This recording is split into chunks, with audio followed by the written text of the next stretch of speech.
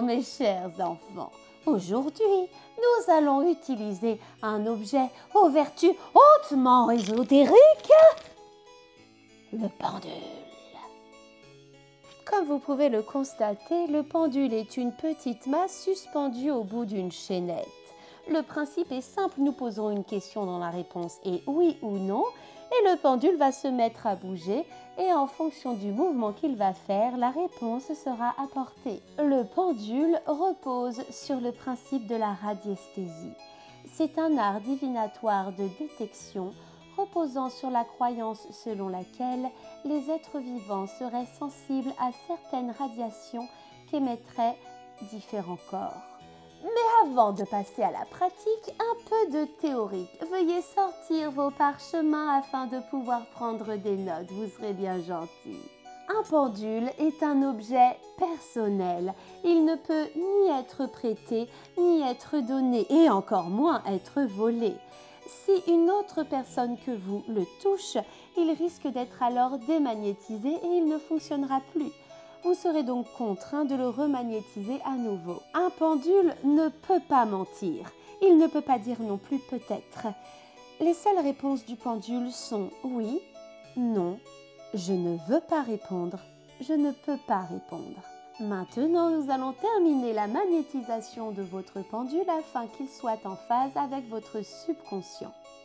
La semaine dernière, je vous avais demandé de garder votre pendule sur vous nuit et jour toute la semaine et de dormir avec, ou alors de le poser sur votre table de chevet si vraiment cela est trop difficile.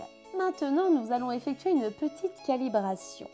Veuillez tenir votre pendule à environ 5 cm de la paume de votre main qui aura pris la forme d'une conque.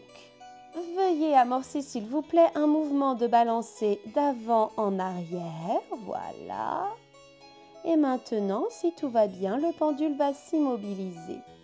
À présent, il va se mettre à effectuer un mouvement rotatif dans un sens, voilà. Et puis, il va se mettre à tourner dans l'autre sens. Voilà. Et maintenant, il va s'arrêter au niveau du centre de la paume de votre main. Voilà.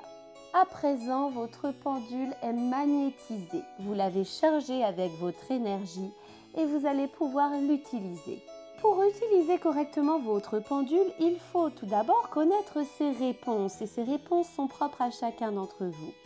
Je vais donc vous demander de vous concentrer. Videz votre esprit. Respirez profondément. Faites le vide en vous. Concentrez-vous. Maintenez le pendule au-dessus de la planche que je vous ai donnée et demandez-lui de vous montrer le oui. Puis, demandez-lui de vous montrer le non.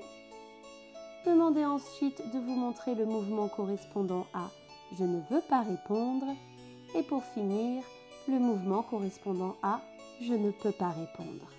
Les 4 mouvements qu'il peut effectuer sont un mouvement de balancier d'avant en arrière, un mouvement de balancier de droite à gauche, un mouvement circulaire dans le sens horaire et un mouvement circulaire dans le sens anti-horaire. 4 mouvements pour 4 réponses. Une fois que vous connaîtrez les réponses de votre pendule, vous allez pouvoir l'utiliser.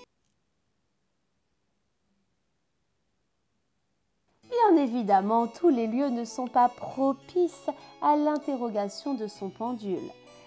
Pour déterminer si un lieu est propice ou non, il suffit de se balader avec son pendule au-dessus de sa main. Si le pendule effectue un mouvement positif, alors vous pouvez faire votre interrogation dans ce lieu. S'il effectue un mouvement négatif, cela signifie que le lieu est rempli de mauvaises ondes. Bien évidemment, ma salle de classe est tout à fait propice à cet exercice. Donc mes chers enfants, n'ayez crainte et allez-y. Bien, j'ai préparé un petit exercice pratique. Sachez mes enfants que j'ai caché dans toute cette salle de classe une multitude de choco-grenouilles. Vous allez donc devoir les chercher grâce à votre pendule et si vous les trouvez, vous pourrez les garder. Je vous souhaite bonne chance et bon courage.